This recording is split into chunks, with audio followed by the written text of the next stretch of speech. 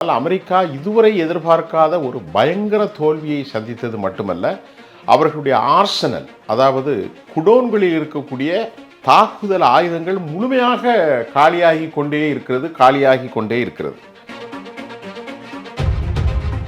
அவர்கள் இழந்திருப்பது அமெரிக்காவுடைய ஒரு ராட்சச ஆயுதங்கள். அதில் நான் சொல்கிறேன், குவைத்து, ஜோர்டான், சவுதி அரேபியா, இந்த மாதிரி நாடுகளில் AN/TPY-2 ரேடாரை ஈரான் அடித்து நாசம் செய்திருக்கிறார். இதெல்லாம் ஒவ்வொன்றும் பில்லியன் கணக்கான செலவு. சேதம் அவங்களுக்கு தான் பலமாக போகும். இப்போ இதான் சொல்லி ஏன்னா முக்கியமானது, ஒரு ஃப்ளைனும் 1000 கோடி.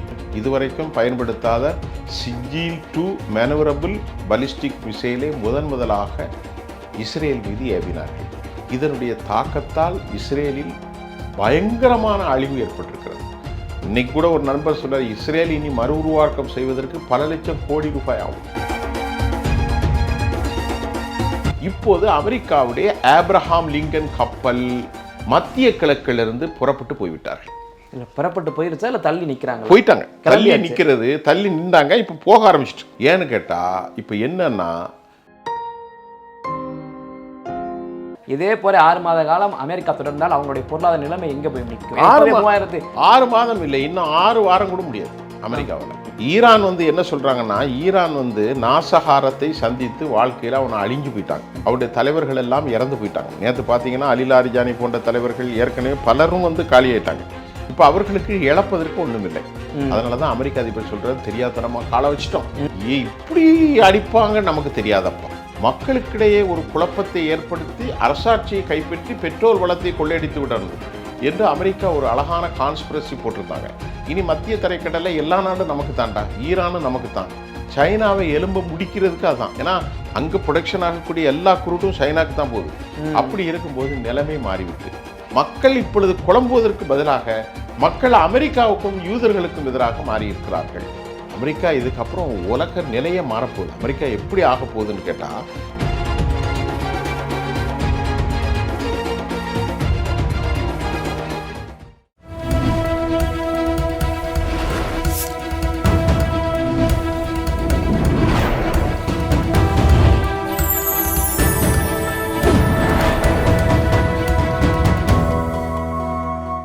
சேனல் 5 தமிழ் நேயர்களுக்கு வணக்கம். இந்த நேர்காணலில் நம்மோடு இணைந்திருப்பவர் சர்வதேச அரசியல் பார்வையாளர் திரு சுஃபியன் அவர்கள். வாருங்கள், அவரோடு பேசுவோம். சார் வணக்கம். வணக்கம் அரவிந்த். போர் நிலவரம் ஈரான் வெர்சஸ் இஸ்ரேல் அமெரிக்கா எந்த நிலைமையில இப்போ போய்கிட்டு இருக்கு? கரண்ட் சிச்சுவேஷன் ரொம்ப முக்கியமான ஒரு கேள்வி. கரண்ட் சிச்சுவேஷனில் அமெரிக்கா இதுவரைக்கும் எதிர்பார்க்காத ஒரு நிலை சர்வதேச அரசியலில் ஏற்பட்டிருக்கு. அமெரிக்கா மிகப்பெரிய பின்னடைவை சந்தித்திருக்கிறது.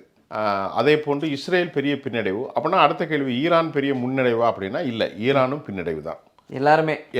அப்போ இந்த பின்னடைவுகளுக்கான காரணம் என்ன அப்படின்னு பார்க்கின்ற போது, உலகத்தில் பெரிய மாற்று சக்தியாக உலகத்தில் ஒரு இன்வின்சிபிள் ஃபோர்ஸ், தன்னை யாரும் வெல்ல முடியாது என்று சொல்லக்கூடிய ஒரு இராணுவ சமநிலை இல்லாத அமெரிக்கா மட்டும் எல்லாவற்றையோட உயர்ந்திருந்தது. இனி அந்த சூழல் இல்லை என்பதை நான் சொல்லலை. அமெரிக்காவுடைய news agency AFP, Washington Post, Reuters போன்ற காணொலிகள் இன்று காலையில் நேற்று மாலைக்குள் ஒரு செய்தி வெளியானது. என்னவென்று சொன்னால், அமெரிக்கா இதுவரை எதிர்பார்க்காத ஒரு பயங்கர தோல்வியை சந்தித்தது மட்டுமல்ல, அவர்களுடைய ஆர்சனல், அதாவது குடோன்களில் இருக்கக்கூடிய தாக்குதல் ஆயுதங்கள் முழுமையாக காலியாகி கொண்டே இருக்கிறது. அதில் இன்றைக்கு நமக்கு கிடைத்த ஒரு மிக முக்கியமான செய்தி, ஹிந்துஸ்தான் டைம்ஸினுடைய ஆங்கில செய்தி, அமெரிக்காவில் உள்ள செய்தியை போட்டிருக்கிறாங்க. அதனுடைய ரிப்போர்ட்டை பார்த்தீங்கன்னா, EPRI ரிப்போர்ட். அதாவது நம்ம எதை சொன்னாலும் ரொம்ப ஆதாரத்தோடு தான் சேனல் 5ல சொல்லணும், எதுலேயும் சொல்லணும். அந்த EPI ரிப்போர்ட்டில் என்ன சொல்லியிருக்காங்கன்னா, அமெரிக்கா இதுவரை 5197 குண்டுகளை, பயங்கரமான குண்டுகளை அவர்கள் பயன்படுத்தி இருக்கிறார்கள் 96 மணி நேரத்தில். அதற்கு மட்டும் $16 பில்லியன் மொத்தமாக செலவாகியிருக்கிறது. அதற்கு பிறகு அவர்கள் என்ன சொல்கிறார்கள், இதில் அமெரிக்காவுடைய டொமோஹோக், டேவிட் சில்லிங் என்றால் ஈராக், அதாவது இஸ்ரேலில், அதை போட்டு ஏரோ சிஸ்டம், அதை போன்று ATACMS. இந்த டேட்டாவுடைய EFR என்னன்னா, எபிக் ஃபியூரி அப்படிங்கிற ஒரு தலைப்பில் தான் அமெரிக்கா இந்த தாக்குதலை நடத்தினார்கள். பயங்கரவாதத்துக்கு எதிரான தாக்குதல் என்றே அவர்கள் ஆரம்பித்தார்கள். இதில் 35 டைப் ஆஃப் அமெரிக்காவுடைய வெப்பன்ஸ் பயன்படுத்தியிருக்கிறாங்க.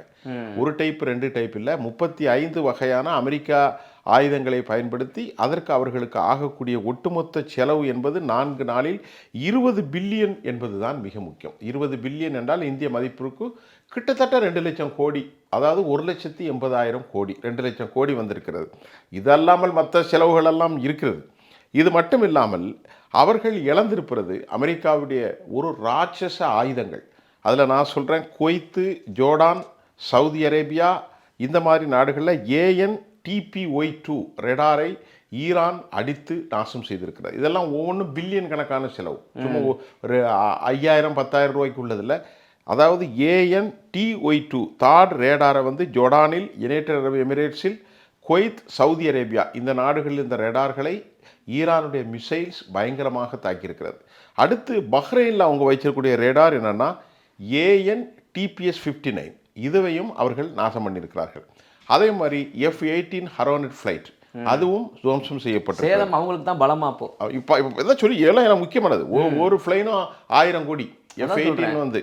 அதே மாதிரி F-15E லாஸ், அதில் வந்து ஒரு 3, அதாவது என்னென்னு சொன்னால் ஃப்ரெண்ட்லி அட்டாக்னு சொல்லி அதுவும் அமெரிக்கா இழந்திருக்கிறது. MQ-9 உளவு விமானம் 11 விமானங்கள் ஷாட் டவுன். உளவு பார்த்த விமானங்களை ஈரான் க்ளோஸ் பண்ணியிருக்காங்க. அது ஒவ்வொரு விமானத்தினுடைய மதிப்பு 300, அதே ஒரு 3,500 கோடி. அது மட்டும் இல்லாமல் இந்த டோட்டல் பில் எல்லாமே EPRA இன்டர்நேஷ்னல் ரிப்போர்ட் சொல்கிறது, ஒட்டுமொத்தமாக இது மட்டுமே 20 பில்லியன் செலவாக வருகின்றது. இதற்கு பயன்படுத்தியிருக்கிறது ஈரான் எதையெல்லாம் பயன்படுத்தியிருக்கிறார்கள் என்று நாம் கேட்டால், ஈரானுடைய தற்கொலை ஷாஹின் 1300 அவர்கள் பயன்படுத்தியிருக்கிறார்கள். அதே மாதிரி பலிஸ்டிக்ஸ் வந்து 565 பாலிஸ்டிக்ஸ் மிசைல், அதே போன்று 67க்கு மேற்பட்ட குரூஸ் மிசைல்கள். அது மாதிரி ஏர் டிஃபென்ஸ் சிஸ்டத்தை பார்த்தீங்கன்னா ஒரு 65 ஏர் டிஃபென்ஸ் சிஸ்டத்தை வச்சு தடுத்திருக்கிறாங்க. இது ஈரான் பயன்படுத்தியது 565, நான் சொல்லிட்டோம்ல, 565 பலிஸ்டிக் மிசைல்கள், 1300 ஷாஹின் ட்ரோன்கள், 57 குரூஸ் மிசைல்கள், ஏர் டிஃபென்ஸ் சிஸ்டம் வந்து தடுப்பதன் விதமாக 65. ஆனால் அவர்களுக்கு செலவை விட அது ரொம்ப செலவு கம்மி, $20,000 தான், அவ்வளோதான். ஒரு இது 20,000, அது அப்படி இல்லை. இந்த $20 வர்றதை தடுக்கிறதுக்கு அவன் 30 கோடி செலவு பண்ணணும் ஒரு இதுக்கு மட்டும். அப்போ உலக பொருளாதாரத்தில் அவர்கள் பெரிய சமநிலையற்ற போக்கை செல்கிறார்கள். இல்லை, காலையில் வந்த செய்தி 3,200 லட்சம் கோடி அமெரிக்காவுக்கு கடன், வரலாற்றில் இல்லாத அளவுக்கு இந்த கடன். 3,700 லட்சம் கோடி இப்போ எப்பவுமே இப்போ இருக்கு. அந்த கணக்கு தான் நீங்க வந்திருக்கோம். 3,700 லட்சம் கோடி கடன். அவர்கள் நாள் ஒன்றுக்கு 18,000 கோடிக்கு மேல் வட்டி மட்டும் கட்டுக்கிறார்கள். ஒரே நாள் 20,000 கோடி 22,000 கோடி வட்டி மட்டும் ஒரு நாள். அப்போ அந்த நாடு எங்கே விளங்க போகுது? அப்படிதான் ஒரு சூழ்நிலை இருக்கு. இப்போ இதற்கிடையில் இந்த போரில் கிரிட்டிக்கல் ஸ்ட்ரெயின் அப்படிங்கிற ஒரு வார்த்தை, பயன், அதாவது இருக்கிறது ஆனால் பயன்படுத்த முடியாத அளவுக்கு சேதாரத்தை மட்டும் ஒரு நிமிஷத்துக்குள்ளே சொல்லிடுறேன். அமெரிக்காவுடைய ஏரோ சிஸ்டம், அதாவது இங்கே உள்ளது, அது பயன்பாட்டில் இல்லை. அது மட்டும் இல்லாமல் ATACMS அதையும் பயன்படுத்த முடியவில்லை. GBU-57 மாசிவ் ஆர்டினன்ஸ் பெனிட்ரேட், இதுவும் சேதாரமாயிருக்கிறது. தார் சிஸ்டம் சேதாரமாயிருக்கிறது. டேவிட் சில்லிங் சேதாரமாயிருக்கிறது. ரேம்பேஜ் சூப்ரீம் சோனிக் இது சேதாரமாயிருக்கிறது.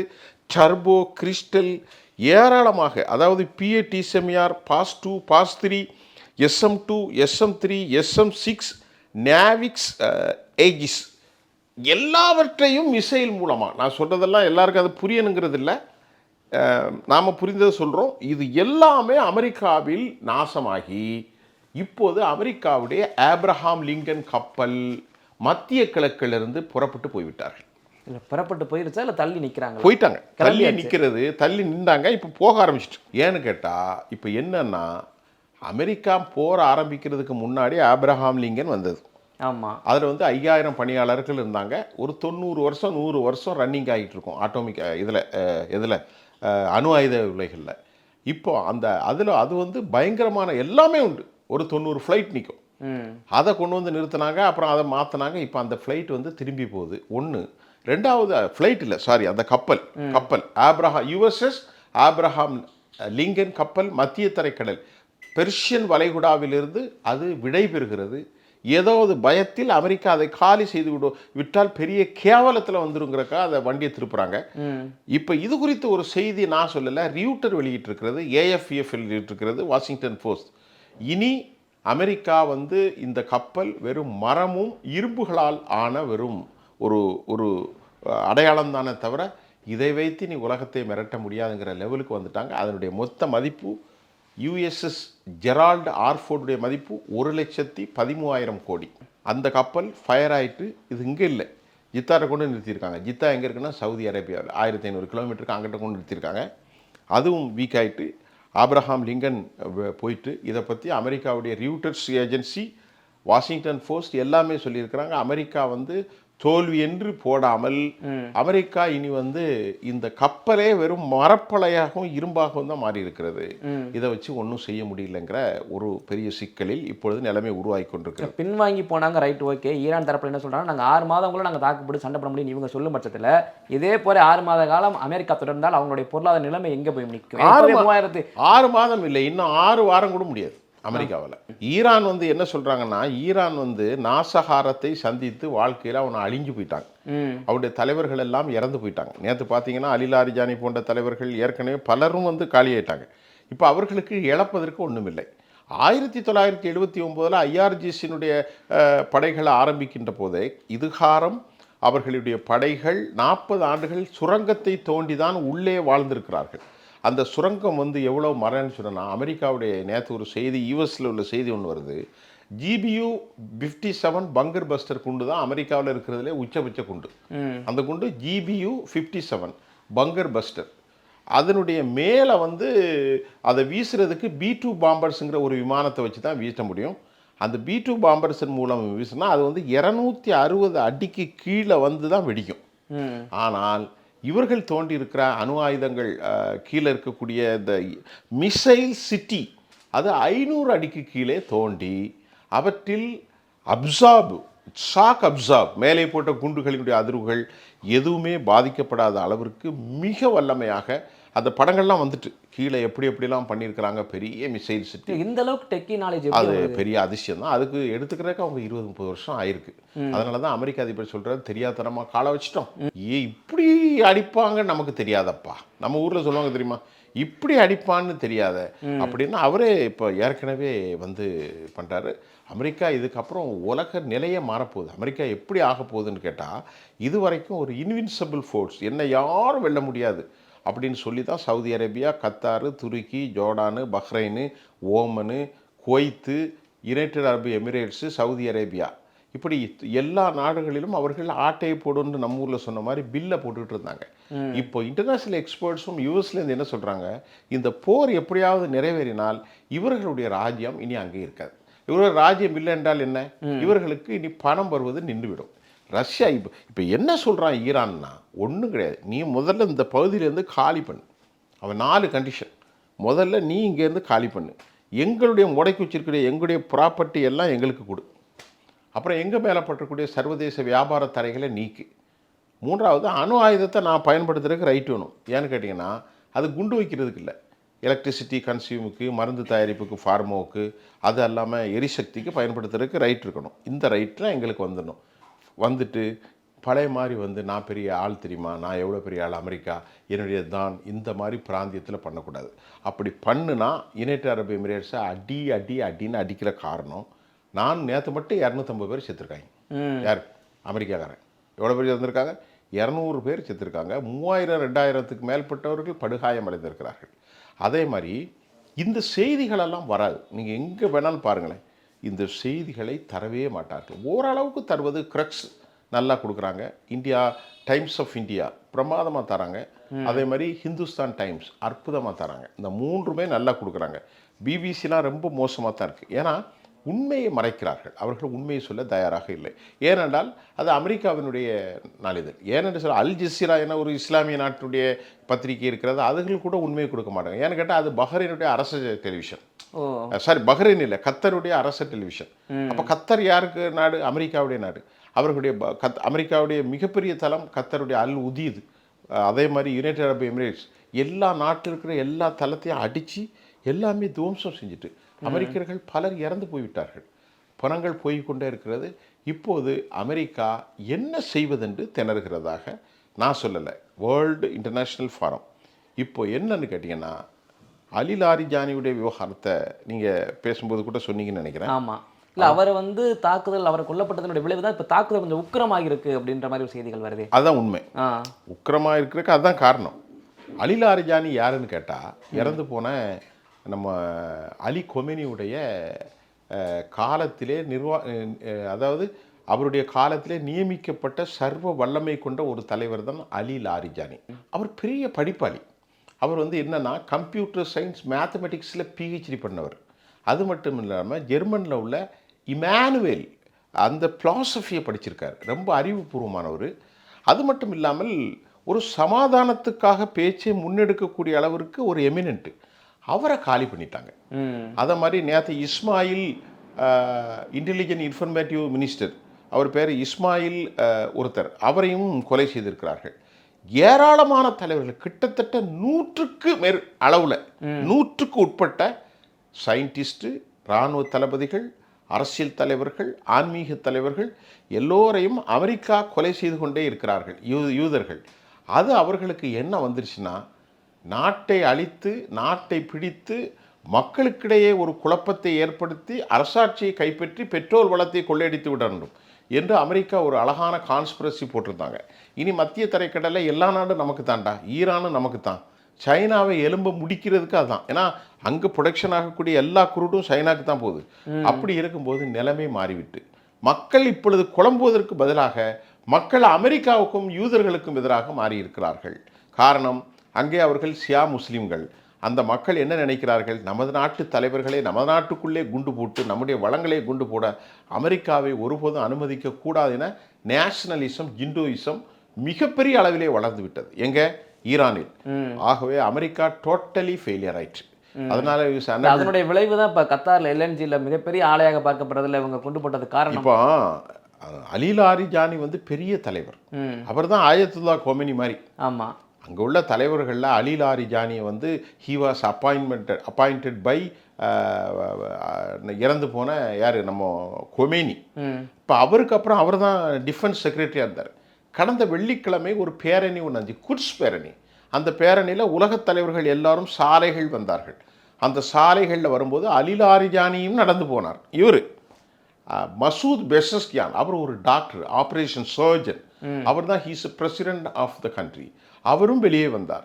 அதே போன்று வெளிவிவகாரத்துறை அமைச்சர் அப்பாஸ் அராக்சி, எல்லோருமே வந்தார்கள். என்றைக்கு வெள்ளிக்கிழமை வந்தாரோ அதில் இருந்து இவர்களுடைய வந்து நோட் பண்ண ஆரம்பித்தாங்க. உளவாளிகள் மூலம் நோட் பண்ணி எங்கே போகிறான் எங்கே வரான்னு சொல்லி கரெக்டாக மகளை பார்க்க போகும்போது போட்டு தாளிச்சிட்டாங்க. இதன் விளைவாக அவர்கள் இதுவரைக்கும் பயன்படுத்தாத சிஜில் 2, இதுவரைக்கும் பயன்படுத்தாத சிஜில் 2 மேனுவரபிள் பலிஸ்டிக் மிசைலை முதலாக இஸ்ரேல் மீது ஏவினார்கள். இது ஒரு மேனுவரபிள் பலிஸ்டிக்ஸ் மிசைல், 2200 கிலோமீட்டர். இதில் 2 வார்ஹெட் உண்டு. அணு ஆயுதங்களை சுமந்து செல்லக்கூடிய அளவுக்கு வல்லமை உண்டது. இதில் ஜிபிஎஸ் கருவி உண்டது. கிளஸ்டர் பாம்புகளை ஏவிட்டது. இதனுடைய தாக்கத்தால் இஸ்ரேலில் பயங்கரமான அழிவு ஏற்பட்டிருக்கிறது. இன்னைக்கு கூட ஒரு நண்பர் சொல்றார், இஸ்ரேல் இனி மறு உருவாக்கம் செய்வதற்கு பல லட்சம் கோடி ரூபாய் ஆகும். இஸ்ரேலை இனி கட்டி எழுப்புவதற்கு பல லட்சம் கோடி ஆகும். அலி லாரிஜானியுடைய மரணத்திற்கு பிறகும், இமாம் அலி கமேனியுடைய மரணத்திற்கு அப்புறம் அந்த ஐஆர்ஜிசி மட்டுமல்ல, அங்குள்ள பசி படைகளுடைய தலைவர் சுலைமானியும் கொலை செய்யப்பட்டார்.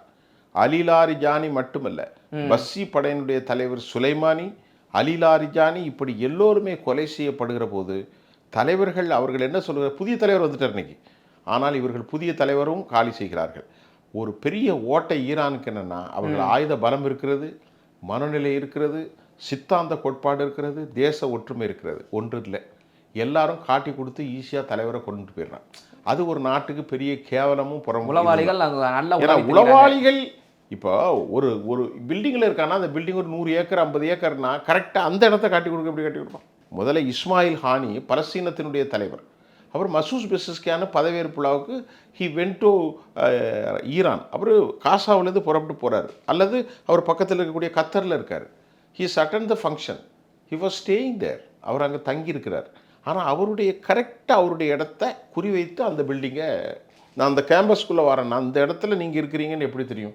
அவ்வளோ பெரிய ஏரியா. அப்போ உள்ளே இருக்கிறவன் தான் சொல்லி கொடுப்பான், நைட்டு இங்கே தங்குறாருங்க சொல்லி அந்த இடத்த சிக்னல் கொடுக்குறது. ஒவ்வொரு தலைவர்களும் இருந்ததற்கு இந்த பின்னாடி ரூமில் தான் தங்குறாரு அப்படின்னு இந்த இடத்துல இருந்து இதை கொடுத்துடுறது. எது மேப்பை போட்டால் இவன் தங்குறது தெரியும்ல, அதை சொல்லி கொடுக்குறது ரோட்டில் உள்ளவனுக்கு எப்படி தெரியும்?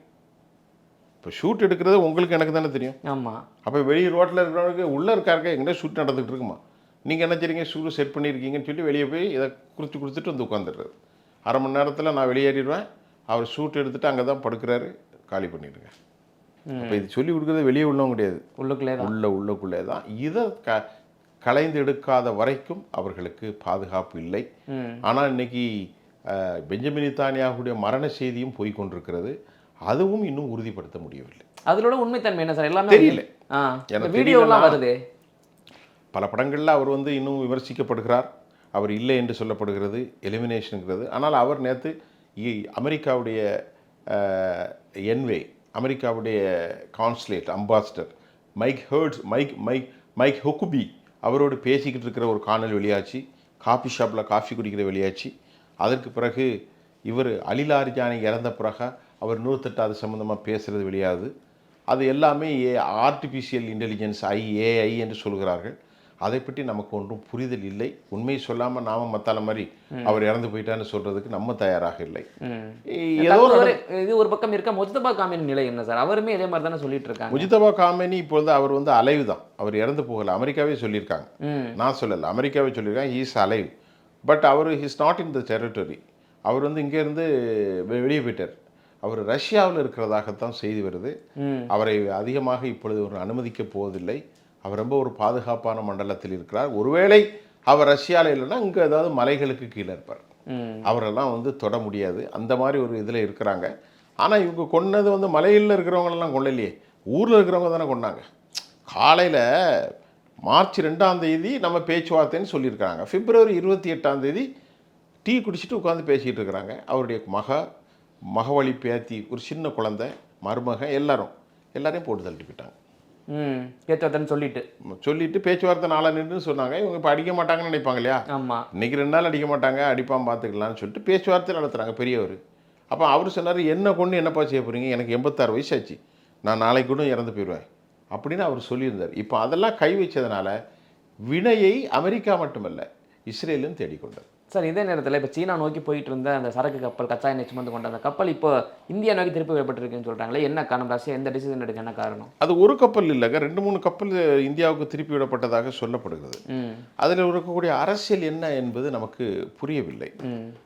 இன்றைக்கு கூட ஒரு நண்பர் காலையில் வெளிவிவகார விஷயம் குறித்து என்கிட்ட பேசிக்கிட்டு இருந்தார். அப்போ கூட அவர் சொன்னார், என்ன சொன்னார்னா, ஒருவேளை சீனாவுக்கு ஏதாவது பாதிப்பு ஏற்படுத்துவதற்கு, அவருடைய பொருளாதார வல்லமை பொறுத்து ரஷ்யா ஏதாவது செய்திருப்போமோ, அமெரிக்காவுக்கும் ரஷ்யாவுக்கும் ஒரு இது குழப்பமோ என்கின்ற அளவில் ஒரு ஒரு ஒரு கற்பனையான ஒரு விஷயத்தை அவர் சொல்கிறார்.